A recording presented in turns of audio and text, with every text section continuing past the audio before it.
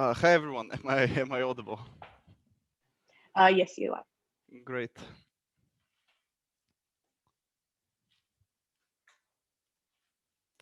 Okay. So starting in before that, POIs you can ask in the chat. I'll most likely take one in 5:30. Okay. So starting in 3, 2, 1. So when I was a child watching Pokemon growing up, I was watching it, and every time, every episode, the same thing would happen.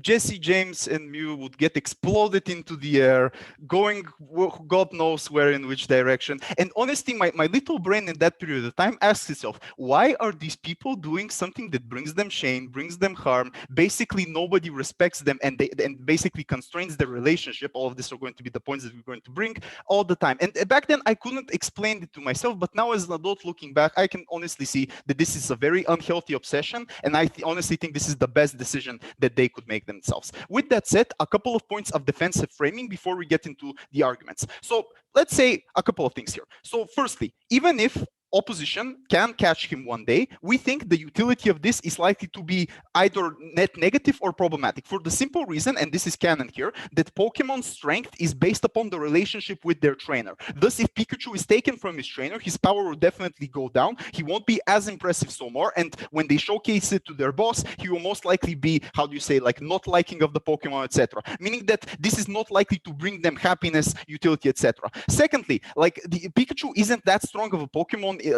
as all. Like he routinely loses to Onyx, Chikorora, I think that's who it's called, Mew, and these sorts of things. He isn't like that's like good. It isn't that particular way. Thirdly, and like this is kind of weird point, but they kind of love Ash actually. So this would actually be something harmful for them. And in fact, there's an episode where they actually do succeed in stealing the Pikachu and then returning to him because actually they have an affection towards Ash, or at least they respect him. So I don't think there is much game on that. But let's do a little bit of characterization on the incentives of the group, particularly because Op is going to run this. Why isn't it that important for you to do this sort of things? Three reasons. First thing, notice that this is a very unhealthy obsession for you that even if it's very important for you, damages other priorities that you may have in your life. It basically screws the perception of yourself, makes you feel bad, and is kind of akin to gambling if you think about it, where you can go in, get a high, get good, get like a tilt based upon this particular thing, but in the end of the day, if you lose money, if you basically don't perform as much as you like, you feel very, very bad. But secondly, you prioritize this over other factors in your life, like your career development, your relationship with others, because it's such an obsession for you, and it's something of these sorts of things. Thirdly,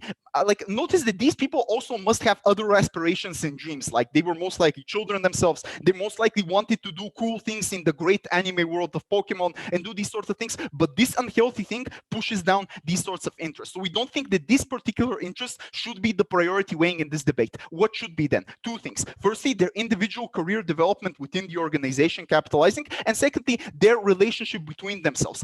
Like the very simple reason that this is important is ask yourself, every individual person, no matter if they're in their situation or not, cares about these two sorts of things. And with that said, let's firstly get into the counterfactual. So what do we propose them to do if not do these sorts of things? Firstly, continue working in their MOP organization, because they most likely won't be able to get any employment, but we're kind of fine if they want to do anything else, but we think this is the likely scenario. And secondly, catch different types of Pokemon. Now, why is this counterfactual very good? Firstly, it allows them to step down a bit and like level down towards different Pokemon, easier for them to catch, gain experience, and go above. Secondly, notice that there are also other Pokemon in the world that are wild, that do not have a trainer, that if they were to catch them, they're able to capitalize on this particular way, because these will be uniquely strong Pokemon. Notice the following points here. Their criminal organization is very, very powerful. Like in the anime, you can see them having helicopters, having planes, having vast wealth of technology, data experience. Like these, they can use all of this information and all this intergathering to capture these strong Pokemon, and they actually do have a leverage. We see no particular reason why they should be going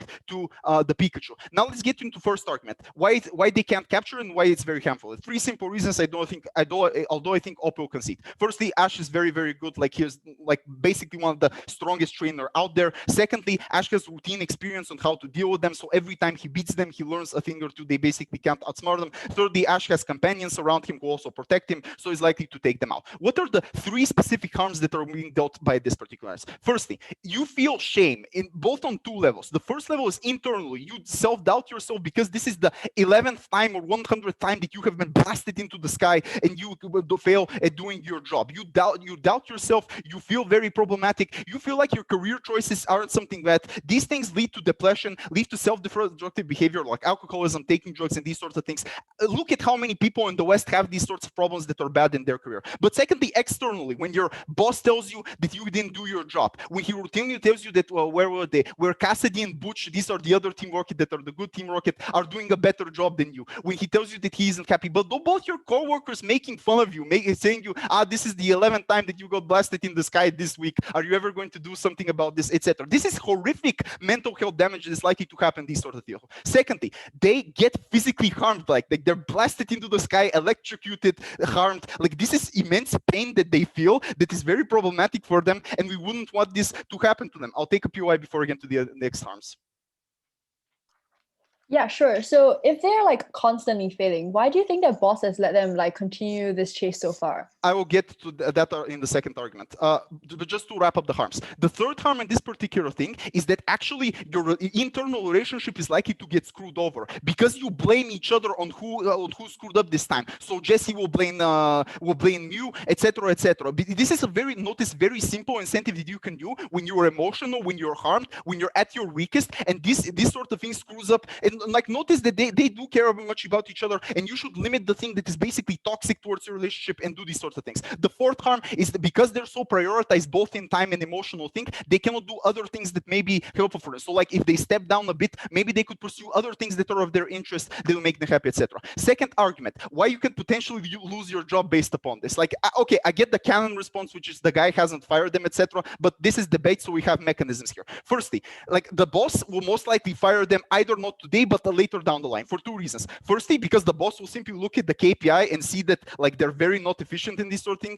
Giovanni loves his mullah. He's a criminal boss at the end of the day. But secondly, like notice that they're very inefficient when tackling with Ash compared to other potential things that they could be doing. Like Ash basically blasts him in the sky, humiliates the organization. People know that the organization makes about. Like this is an extreme liability that Giovanni will know about. But second mechanism here, like other factions like Cassidy and Butch are likely to want their job, competing in these sort of things. So yes, currently they may not have been taken down, but in 5 years they may lose their job. And here's like the interesting thing. Firstly, they lose all sorts of revenue. It's better for them to step down now and like basically keep their dignity and job. But secondly, like notice that this is a mob, right? They could potentially kill you, take you out. Like I think this is the biggest risk that could possibly happen to them. It damages their relationship, mental health, and there's a potential of them losing their job and being hurt. So proud to propose. I thank that speaker for their very fine speech and would now like to invite the leader of opposition. Yeah.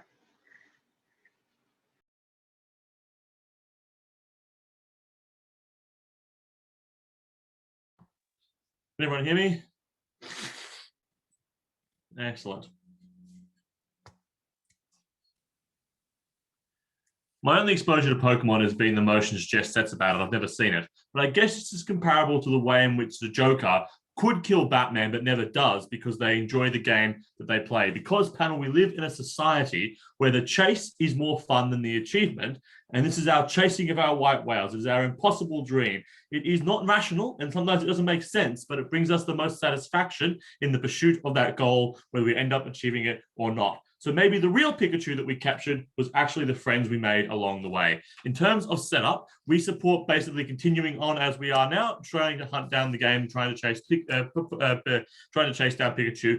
And Ash, I think the important thing to say here is that even if we can catch Pikachu, and they're correct, Pikachu is less powerful if we catch him, that's not a harmful concession to our case because we think the thrill is in the actual chase, not necessarily in the capturing of Pikachu at the end of the day. So two arguments then. Firstly, I'm going to look at why you have personal incentives to want to continue this chase and continue to be involved in this. This will respond implicitly to a lot of what affirmative bench has already said. But to pull out one thing straight is, firstly, on the issue of shame, wanting to feel bad, I think it's quite easy for these three people to externalize a lot of that blame, to blame other circumstances, other factors outside their control. They're obviously pretty good at having coping strategies because they have lost so many times and are able to come back. But the comparative in giving up is admitting that you have failed. They are yet to admit they have failed to themselves. And I think once you face that realization and are honest with yourself that you failed, you actually feel a lot worse and feel a lot more shame in ways you can't externalize because you have now given up. Firstly, on our incentive on this, I think the joy is in the chase, as I alluded to in my introduction, because you've been going at it for 20 years. It has become your life's mission and your life's goal, and the failure hasn't stopped them. That indicates that this is a passion that they enjoy, an activity they want to continue doing, and something they find to at least some percent rewarding or enjoyable, at least more so than the comparatives, as we'll explain later.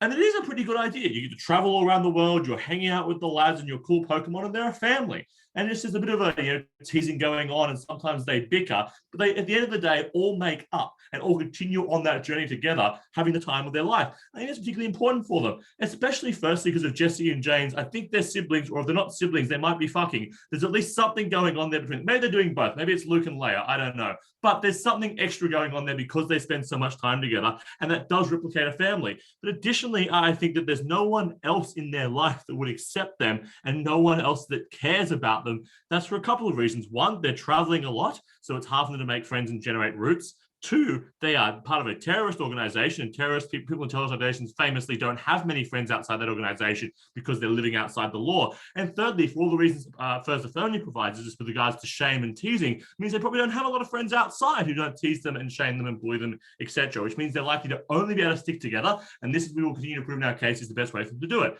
But I think the last thing I'll add here is also, I guess, a myth of personal freedom for these individuals that allows them to keep traveling the world, to keep seeing exciting sights, visiting places, engaging in cool stuff, blowing shit up, all the things that make their life fun and enjoyable, allows them to continue to be done because they're on this mission and continuing to do it.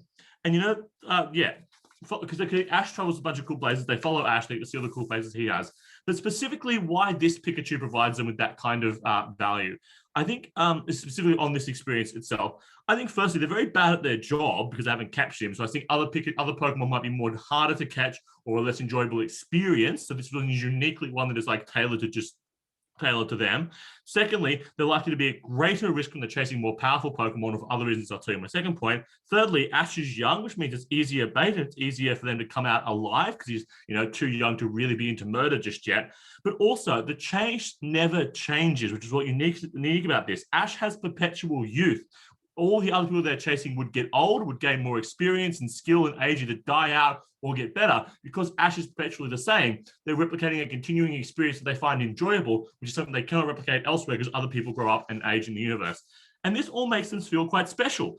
This also makes them feel quite special, this chase, because they're chasing the rare, mythical Pikachu that's more powerful than everyone else. That's a unique chase. Everyone can try and chase Mewtwo and get caught and killed, but only these guys are the ones chasing the powerful, unique Pikachu. But also, I think they project a lot of their own relationships onto Ash and Pikachu. In the same way that, like, Pikachu travels outside the Pokeball and has quite a good relationship with Ash, Meowth, the Pokecat thing, also travels outside the Pokeball with them, also speaks to them, also has quite a close and personal relationship. So they're able to mirror and reflect a lot of relationships between them. In the same way the Joker and the Batman, or the Master and the Doctor, reflect each other in their similarities, the same thing occurs here in ways that makes this thing unique and special and cannot be replicated elsewhere. For my second point, I'll take the BOI. Any positive analysis you have in this debate is contingent on them thinking that this is good. We've given you multiple reasons as to why this is likely to be painful, shameful, and problematic to them. Your only response is they can explain themselves that external factors are wrong to them. How can they do it after the 110th time?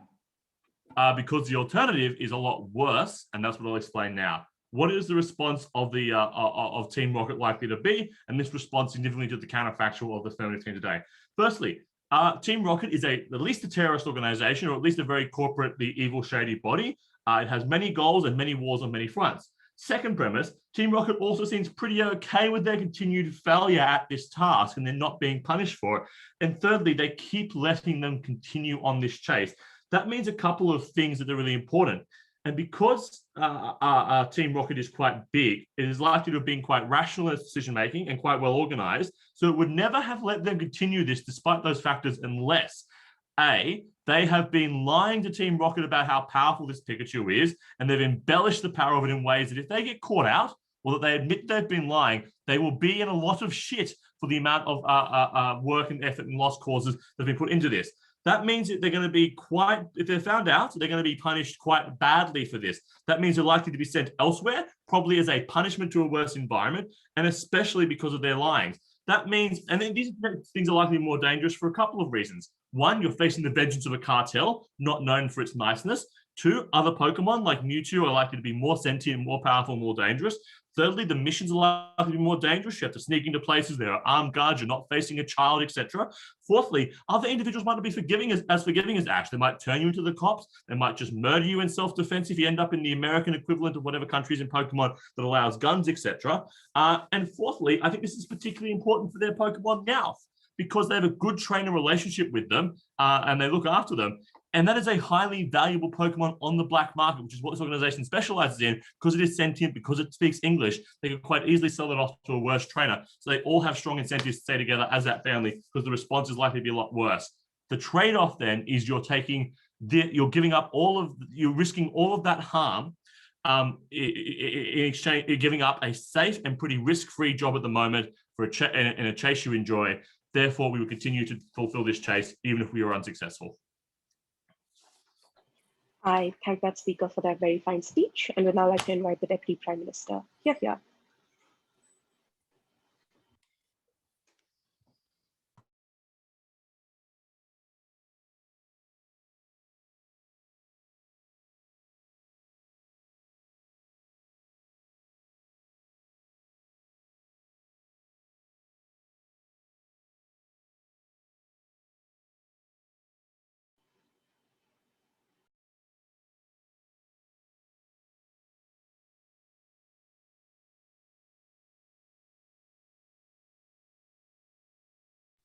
Sorry, am I audible? Perfect. Okay. Just give me a moment.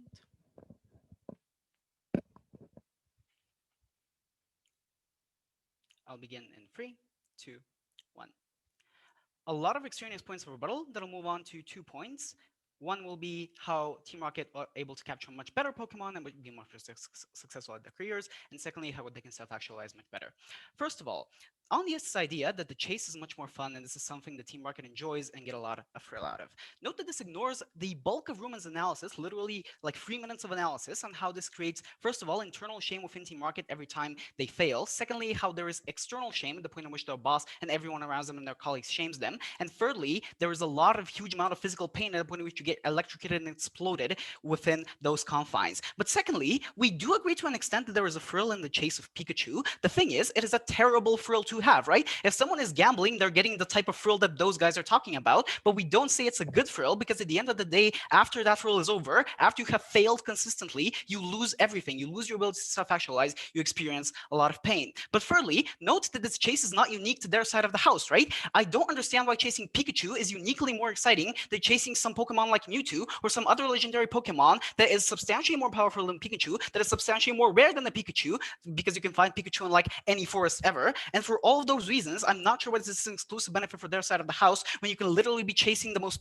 powerful and intelligent and like cool looking Pokemon in the world. I'm not sure what is special about this guy. The last thing I want to note here is that other things require their energy as well, and they're passionate about other things as well, right? So it's not only that the chase is the thing that they enjoy the most. In various episodes, it's shown that, for example, Jessie loves to be a Pokemon coordinator, which basically means she loves to hold Pokemon contests in which the Pokemon compete, which is basically like a beauty or a talent contest, as opposed to battling with each other. And this is her passion, but she cannot pursue it because of the fact that she is forced by her boss to chase that freaking Pikachu all around the fucking globe. Secondly, on this idea that once they accept the failure, this is going to be very bad for their mental health, and that currently they can explain it through the external factors. As Rumen pointed out in his speech, you can't explain it to external factors when you failed for the 175th time, right? There needs to be some sort of taking of responsibility on your behalf at the point in which every single time you fail. It can't might all be some other factors. But secondly, note that I believe that once they accept the failure, that is going to be a massive relief for them.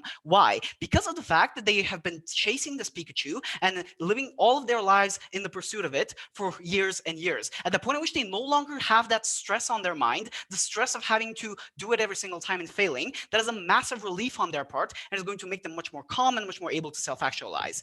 On this idea that no one else in their life likes them, I agree. But the thing is, side opposition never recognized that Jessie and James's relationship is actively harmed by the pursuit of this Pikachu. One, because of the fact that to the extent that they're able to pursue the romantic relationship, they cannot because they're work colleagues and that would be unacceptable in the workplace. But secondly, because even to the extent that they are able to pursue it and they want to pursue it despite of this, it causes problems because of the fact that they always fail to capture Pikachu, meaning they blame each other and are never able to self-actualize in a meaningful way in that regard.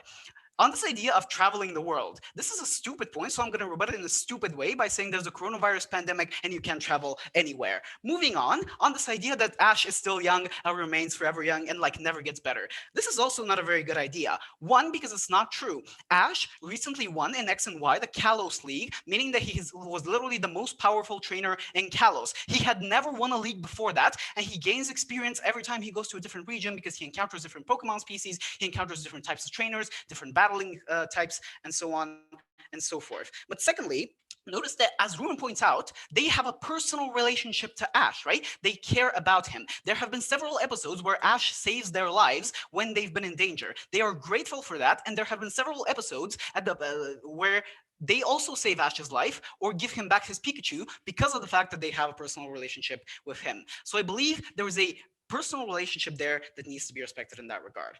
Another point that they have is sort of the response of Team Rocket, and they're like a criminal organization that is very powerful. We largely agree with this, but we think they're much more likely to harm them at the point at which they are consistently failing at their job, as opposed to in our world where they're likely to succeed at their job. Why are they likely to succeed at their job, and what is the alternative, right? They're going to be placed on a different project, capturing a wild Pokemon as opposed to a Pikachu. Why is that substantially better for Team Rocket, and why they're much more likely to succeed than capturing the Pikachu? Number one, recognize that the Pikachu is very special because it has a relationship to Ash, meaning that makes it incredibly powerful. Secondly, it has participated in thousands of Pokemon battles against the strongest trainers in the land, meaning it can like blast Team Rocket off of the face of the world and doesn't really care. Thirdly, it has a lot of experience of being captured in a net or something, so it knows how to get out, even to the extent that it gets captured. Fourthly, Ash has a lot of allies both in the anime and the games, which means they can also help him if the Pikachu gets caught and they are in such a situation. Why is it much easier to capture a wild Pokemon that is just as powerful as Pikachu? Number one, it is canon that wild Pokemon are substantially weaker than Pokemon that are trained by trainers. One, because they don't have a personal relationship that builds their bond, but secondly, because they have not participated in the thousands of Pokemon battles that Pikachu has participated in. Thirdly, Team Rocket have technology that they're able to catch like a wild Pokemon in the forest because they can see on the radar where the Pokemon is. Thirdly, the Pokemon is much less likely to escape because unlike the Pikachu, it doesn't have all of the allies that Ash has. So for all of these reasons, I am pretty sure that Team Rocket can succeed. And note that they've done so many times, right? I'm going to give you a couple of examples. Team Rocket captured a Mega Charizard in one of the episodes and were released it afterward. Team Rocket also captured a Dragonite, but because of an accident that occurred, they lost it afterward. So all of these, and there are several instances where Team Rocket has captured powerful Pokemon like Garchomp, and Ash has then stopped them and taken the Pokemon away from them after they captured it. So they are capable of doing their jobs well, if it is not that particular Pikachu, right? This is incredibly important analysis that takes down the entirety of their case. The last thing I want to note here is this idea that they are much more dangerous Pokemon, and that other people in the organization, like meaning Team Rocket, will murder you. Number one, I've already explained why these Pokemon are in the wild and are substantially weaker. But secondly, on the idea that people will murder you, I think there is an extent to which you're much more likely to be murdered at the point at which you fail at your job as opposed to at the point at which you're good at it. But note, a lot of this obsession idea is because, and this failure is not necessarily because of the chase idea, but also because Giovanni is the one who has the obsession with Pikachu as well. So he's the one ordering them, being like, go capture that Pikachu. So it's not the case that they're lying to him that Pikachu Pikachu is strong. He knows that Pikachu is strong, but they're never able to capture him. And it doesn't matter if it's this Team Rocket or the other Team Rocket, they're never going to be able to do so. The last thing I want to talk about is self-actualization. Look, the relationship is going to be much better at the point at which, one, they're able to pursue it because of the fact that they're no longer obsessed with Pikachu and they can be focused on it. But secondly, at the point in which they're able to pursue their personal passions like Pokemon coordinating in the case of Jessie, as opposed to doing the thing that they hate or that they like love-hate, which is the chasing of the particular Pikachu. Incredibly proud to propose. I thank that speaker for that very fine speech, and I'd like to invite the deputy leader for opposition. Yeah.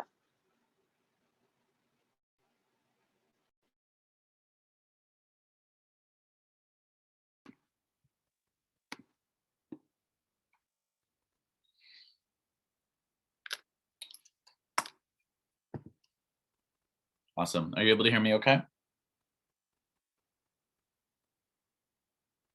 Yep, all good.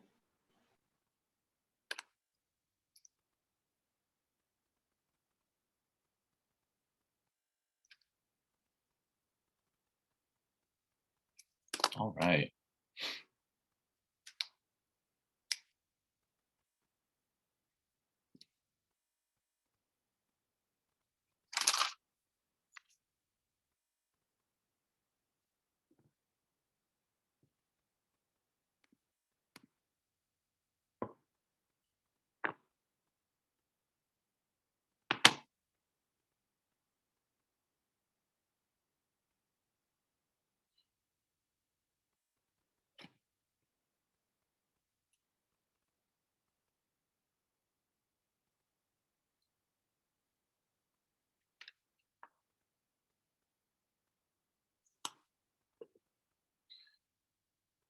When you're someone like Jessie and James, someone who's not inherently evil, someone who isn't inherently drawn to the evil purposes of Team Rocket, but ended up there due to other circumstantial situations, like aren't practically very good at very many other things, don't have like a grounded family to keep them at home, and you ended up in this massive cartel-like organization, but you've landed this cushy job, either by one, just slipping through the cracks in the cartel organization, not noticing the things that you've been doing haven't been accruing ROI, or two, as Rob told you, by probably actively lying to them about what the mission is and how valuable it would be. And you've ended up in a situation that fulfills all of your interests, is the lowest possible risk thing you could be doing, especially chasing a trainer that actively saves your life every time you mess up. And so your life is categorically never at risk versus any of the other types of things that cartel would likely do. But then also telling the cartel that you've been lying to them puts your life at risk. There's comprehensively no real reason coming from government why it makes sense to reveal this to the cartel in terms of changing your life, in terms of increasing the type of risk you would accrue, in terms of making your boss an enemy that wants to hunt you down. I think it makes sense to just stay in the cushy situation that you're in.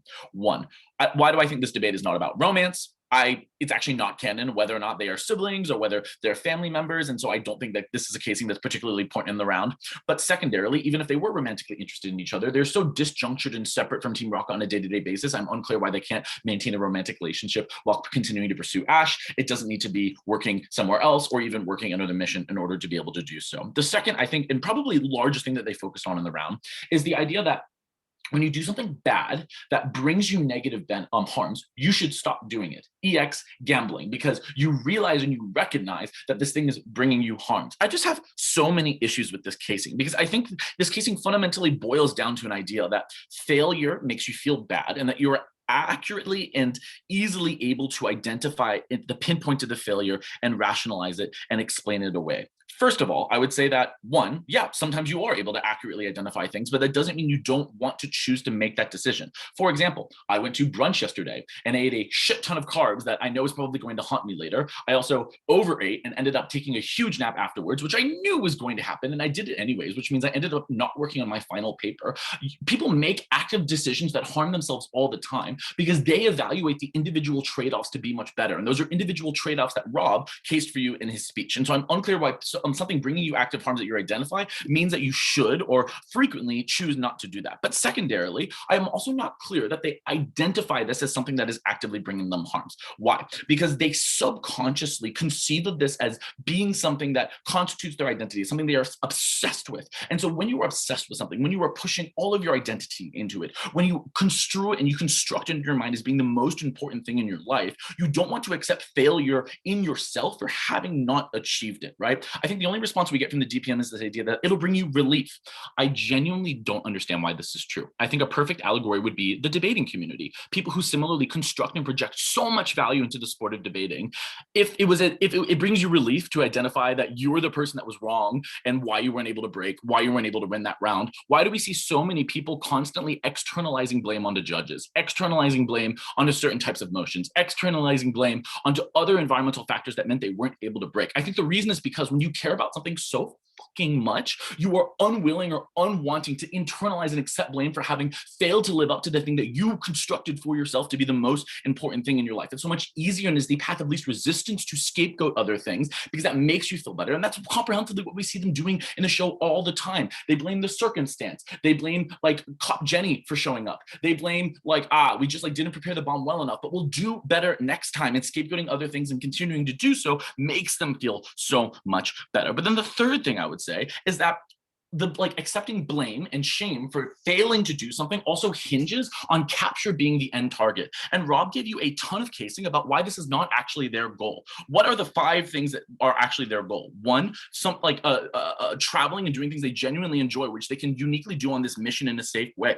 2, having a mental fetish around the idea of capturing Pikachu that they wouldn't be able to do anywhere else. 3, this perceived sunken cost that they don't want to like withdraw from. And 4, the fact that they don't really have any other meaningful connections anywhere. And so like they don't perceive the failure as that particularly problematic because they view the chase as something that allows them to access these 4 things, even if it never results in the capture at the end of the day. But why can't we get this type of chase anywhere else? The only response we got from the DPM is that they don't understand why. That's unfortunate because Rob gave you 4 unique mechanisms. 1, you can't experience this type of chase without an increased risk of danger anywhere else. 2, Ash's perpetual youth, like it's been 20 years and he's still the same age, means that the chase never changes here in a way that it would change somewhere else. 3, chasing something else isn't going to be as unique. Like even if it's Mewtwo, tons of people are chasing Mewtwo precisely because he is the most powerful Pokemon. No one else is chasing this Pikachu, and that makes you feel better about yourself when you tell it to other people and what you tell yourself to feel good and sleep at night. 4, you mirror each other. They see a unique relationship with Pikachu to be the same type of relationship that they have with their Meowth, and so they view themselves as like opposite sides of the flip coin. And this is where I'm going to flip this idea that they say that they really care about Ash. That's why they project even more value into being the ones to chase Ash, because they care about them and they view themselves as the best ones to be chasing Ash. But secondarily, I'll also flip the fact that Ash has saved them multiple times, because that also means that they know subconsciously, but probably consciously, that if other people were sent to hunt Ash, or in general, if other people were hunting him, that they couldn't team up with him periodically to also help him against, as the info slide says, and as they do in the show, Ash would be in much more danger. So they also feel a moral responsibility to Ash as someone who has helped him. But then fifthly, another unique mechanism that I would flip is that they say that Jessie really wants to do beauty contests. The problem is that she's a member of a terrorist organization and also isn't particularly good at it herself, or else she probably would have done it instead of joining Team Rocket, which means that Jessie is uniquely able to access this mission in a safe way by traveling the world, following Ash, seeing beautiful, strong Pokemon, and like achieving like the thing that she desires to do uniquely through this chase. And so all of like none of these things are contingent on the capture, which means that they don't I think it's just comprehensively unlikely that they experience the type of guilt, blame, and shame that government is so concerned about. I think the only other outstanding material on this is that you'll blame each other and that damages your relationship. I actually think it brings them closer together in the same way that a debate partnership that like doesn't win multiple times doesn't magically fall apart. It brings you together, and those shared experiences give you a drive to do even better next time. They construct a family relationship, especially given the context that Rob told you that they don't have any other meaningful family relations. But I think the last thing is that even if they identify this as something that is bringing them shame, the alternative is far more dangerous. Doing other missions, Rob told you, is going to be more dangerous because 1, other Pokemon themselves are more dangerous, seeing Mewtwo literally killing people. 2, other missions are more dangerous, like sneaking into an armed facility where you might die. 3, other trainers are more vicious, like when you try and steal their Machamp, like a gym bro might beat the shit out of you. And 4, other trainers like Ash will continue to stop them, which the DPM literally admits to, which means the alternative is far worse. And it's here that you're able to avoid jail, maintain your health and security, maintain your Meowth not being taken away by being able to achieve all the benefits and all the mental incentives to continue to engage in this chase that you just genuinely enjoy. I thank that speaker for that very fine speech, and then I'd like to invite the government whip. Yeah.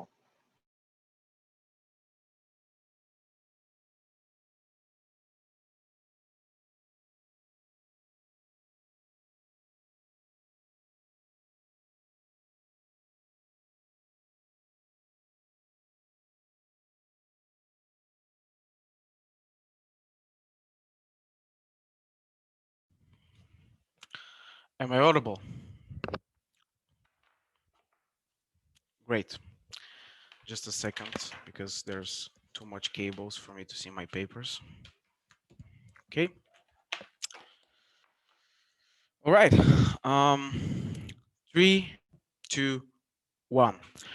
Look, apart from the debate, I'm really worried about Josh, because if we follow the logic of his argument, which is, well, sometimes people do actively bad decisions because it's fun, because he wants to take a nap, eat carbs, or not work on his paper. I guess that's fine, but to the extent in which if he continues to do that every day, hundreds and hundreds of times, that would probably mean that you suffer consequences that much outweigh the possible benefits of eating a little bit more carbs or having a little bit more naps, because at the end of the day he is going to continue feeling that shame of whether he failed one more time, whether he made no actual progress, and all of those things. And I think this is pretty much, it shows the gist of our argument here, which is like, these people, even though they live in an anime world, are normal people. They experience the same way each loss, each pain, each time it hurts the same way, each time getting electrocuted is the same way, each time feeling the same actual shame actually gets worse and worse. This is what we want to prove in this debate. So I think that the other thing that is kind of connected to this is this whole idea of externalizing pain and scapegoating. And I think that I have a problem with this general way that people right now in debating approach actor motions, because they approach actor motions in terms of basically we're completely okay with lying to ourselves, having bad habits just because we want to feel good. And I think that this is not true, because if you think about yourself as an actor, yourself as a person, or any other person, what you want to debate is a world in which that person gets to live a better life, that person gets to feel better at the end of the day. And feeling better is not just getting more drunk because that is kind of okay, or doing more drugs and all of those things. It also means that when you have a stable life, when you have mental health, when you don't get electrocuted every day, you kind of feel good as a person. So we want to really focus on that particular factor, that we don't have to achieve a short-termistic goal of people actually feeling better for themselves and being able to scapegoat every time they want to. Because at the end of the day, something happens and you sometimes realize that the way that you've been living is not a good way. We want to promote better health for Jessie and James. We want them to get better and get out of this loop that they have been living on for 20 plus years. But the second thing is that there are circumstances like feeling the pain, like the mental health. And we gave you structural reasons that have never been responded to from both of our speeches as to why that is the case and why it gets worse over time. Like, let's take the example of actually like how they care about Ash. They say that's a good thing. We say, yes, it might be a good thing. But first of all, if you actually catch Ash's Pokemon and completely succeed in it, it actually means that you're going to basically make him heartbroken. He's going to lose his best friend if you actually succeed at your job. So these are two very conflicting feelings, and it makes them in a situation where they'll never be happy whether they do their job or not do their job. So in that moment, it becomes even harder for them to actually internalize and understand that their cause and their main goal that they have been working on so far, which we call as bad as gambling at this point, is actually something that can never have a positive reaction onto them or onto Ash's life or to the people who they actually care, which are fairly limited in this case of scenario. The other thing that I want to talk about, the chase never ends argument. I think that we've provided numerous reasons as to why that is not the case in terms of feeling pain, in terms of internalizing mental health, all of those things. But I also want to categorize two important factors into why the chase is actually enjoyed by some people. I think that the first thing is the progress.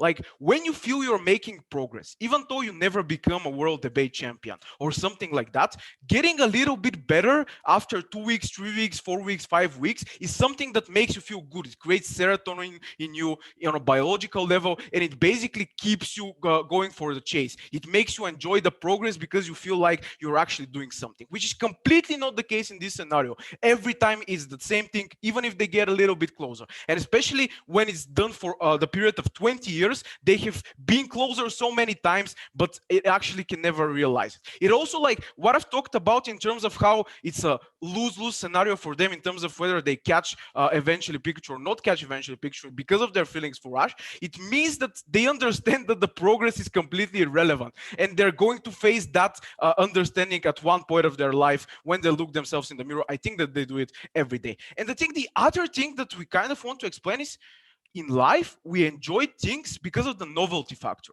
And I think this is also important. Like, the chase can be to one particular goal, but like meeting new people along the way, doing new debates, or all of those things, actually novelty is something very important for people, and it excites them to a certain degree because it's never been done so far. The more you do the same thing, the less serotonin you get. Like, it's the same with drugs, it's the same with gambling. If you can never gamble only like $1 per day. You always want to gamble more. You can never just take a little bit of heroin every day. You want to do more. It's pretty much the same with experiences and with people, and we believe this is very important. I think that another crucial thing for this debate is their whole idea of, well, we want to set up our whole comparative in this debate as this being a stable job and no alternative. 4 constructive responses to this. First response: the whole concept that their alternatives are not stable is completely not true, and they never engage with this. Radko provides you with extremely detailed analysis as to why the alternative in most cases is actually catching wild Pokemon. And this is how the Pokemon world works. In most of the cases, people actually catch Pokemon from the wild. Stealing is something that they resort to in particular situations. At the moment in which they're able to do their job, because the main goal of this organization is to get the Pokemons and sell them. It doesn't mean that they have to steal them per se. They just have to catch them because they're providing money. Meaning that the ability to actually go into the Wi-Fi and do that is completely safe alternative, and it's not just like attacking other people or all of those things. The second thing is like, I think that this is kind of like an argument in terms of it's always going to be stable, like the argument of, well, the house market is never going to go down before 2008, or like the stock market is always going to go up because it has been doing so for 20 years, but no really constructive analysis as to why that is likely to continue in terms of actually completing all of those things. And I think people are not always complacent in just doing the same thing as they imagine it. I think that to a certain degree, connected to what I was talking about progress, they also want to do better things. They also want to catch more Pokemon, and this is going to bring them certain level of happiness that can never be achieved by continuing to do the same goal that can never really make you happy anyway at the end of the day. So happy to propose this one. Thanks, guys. Good luck. I thank that speaker for that very fine speech, and would now like to invite the opposition whip to conclude this debate. Here.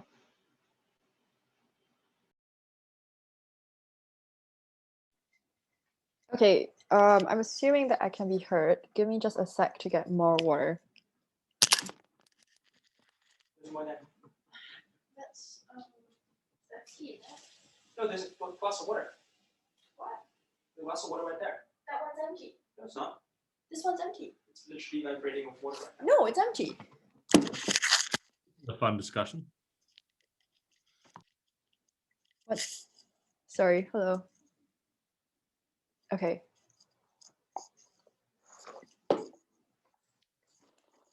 Okay, POIs in the chat, please don't interrupt me verbally. I get super distracted when that happens. But you can interrupt me at 5:30 if I don't take your POI.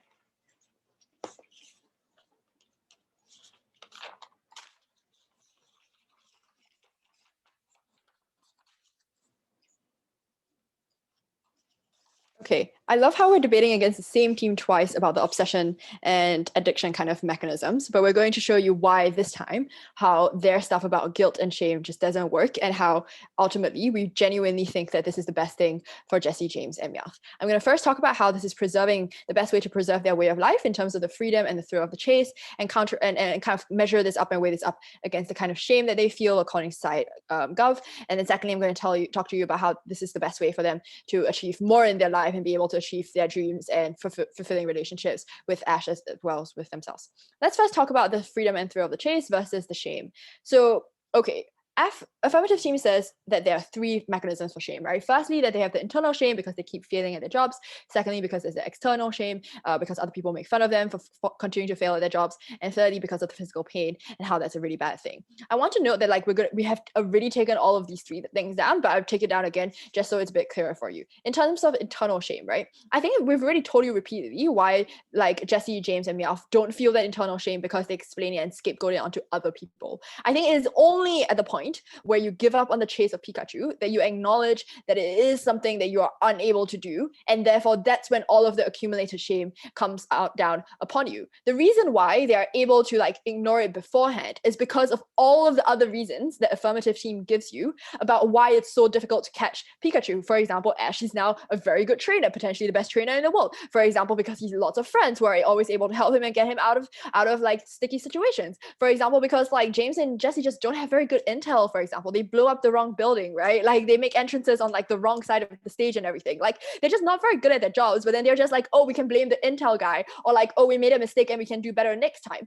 Like Nikolay says that like, you know, like the part about obsession is that you must be able to like continue to make progress in order for the addiction to feel fulfilling. I think that Jessie and James and Meowth actually do that, right? Like we actually see them getting better and better at their jobs as you go along the anime. That's why eventually they are able to capture Pikachu, because they are able to learn from their mistakes. I think that having those mistakes that ground them and like having like a very clear goal in mind that they can literally see every day, like they can literally see the Pikachu. They're always hiding in bushes looking at the Pikachu and like obsessing about their Pikachu, right? That means that like Pikachu seems very easy within their reach. It means that they're able to kind of treat it like a problem-solving exercise in order to like what's the best way to reach their goal, rather than doubting whether they are even worthy of reaching that goal in the first place. So I think there are lots of coping mechanisms that explain why they don't have that particular kinds of internal shame, but it all comes down when you give up on the chase because you're not good enough. No, that we're noticing that like Gav is not saying we're giving up the chase because we're retiring from being Pokemon trainers and Pokemon catchers. We're retiring in order to hunt wild Pokemon, who by the way are much less valuable, because we don't think they were good enough to capture Pikachu. That's awful to tell yourself. That's an awful thing to admit to yourself. And we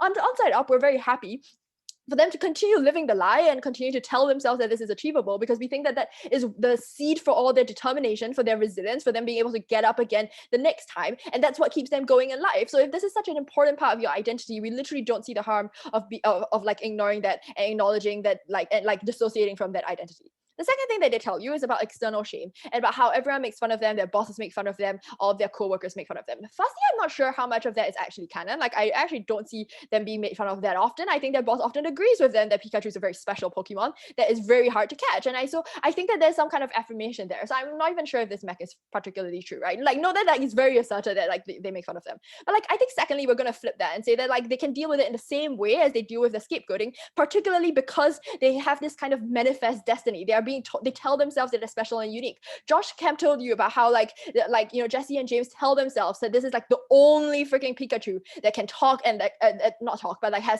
that like almost psychic relationship with Ash, and that can walk outside of the Pokeball. They're the only ones catching them. Everyone else catches Mewtwo or goes after other Pokemon. That they're the only ones that recognize that this Pikachu is very, very unique. And that's something that affirmative team agrees. Like Giovanni actually cares about that Pikachu being caught as well. I think all of this makes them seem like they are very special and unique, and then it's very easy to then cast all of the other derision that they get from other Pokemon catchers as jealousy, as them trying to take over their jobs, as them trying to like trying to deal and like take them down because they feel like these guys, Jessie and James, are at the top of the hierarchy. So I think it's very easy for them to be able to deal with that, and we've really established how they have had coping mechanisms for this all along. I also think that external shame means that it continues to stick with them even after they stop catching Pikachu, right? I don't think that like Gov team showed the actual delta for why the shame goes away once they stop trying to catch Pikachu. They'll still be the team that has never been able to catch Pikachu, or like at least not that their organization knows of. So like the shame exists on both sides of the house.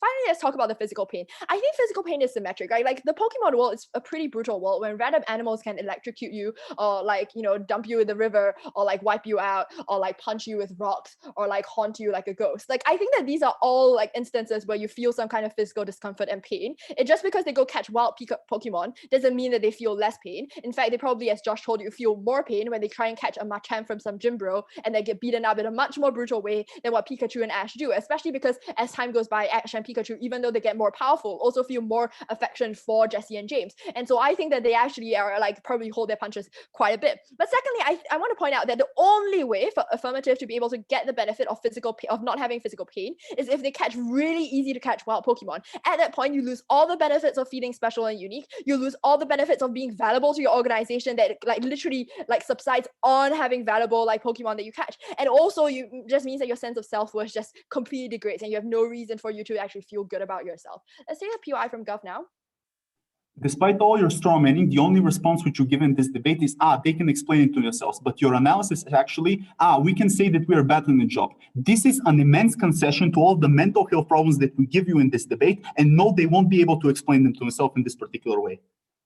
Okay, let's put it this way. Just because you're bad at a job doesn't mean that you have mental health concessions. There's a missing like logical link there. I'm very bad at my job right now. I don't have mental health like issues relating to my job. I have mental health issues relating to, for example, debating, which I'm very good at. So like just because you're bad at something doesn't mean you have bad mental health. Just because you're good at something doesn't mean you get better mental health, okay? But ultimately, let's vis-a-vis this against the obsession and freedom. Notice that like the whole reason why gambling apparently is bad in Gov's world is because it harms you and because it's obsessive. The obsessive part, we have to detach from the harm because I've already taken down the consequentialist reasons for why this actually is harmful for you, right? We've told you about how this allows them to travel the world. If it's true that they're so affectionate with Ash, this literally allows them to travel the world and be with their best mates, Ash. It gives them like corporate funding to constantly chase their best friends around the world. Just because they don't like form a friendship over pints in the pub doesn't mean that they don't form their own kinds of friendship in a very convoluted capture the flag where Pikachu is actually the flag kind of situation. We especially think that this is even more persuasive when every time they catch Pikachu, they return him. So I think that's probably great for them.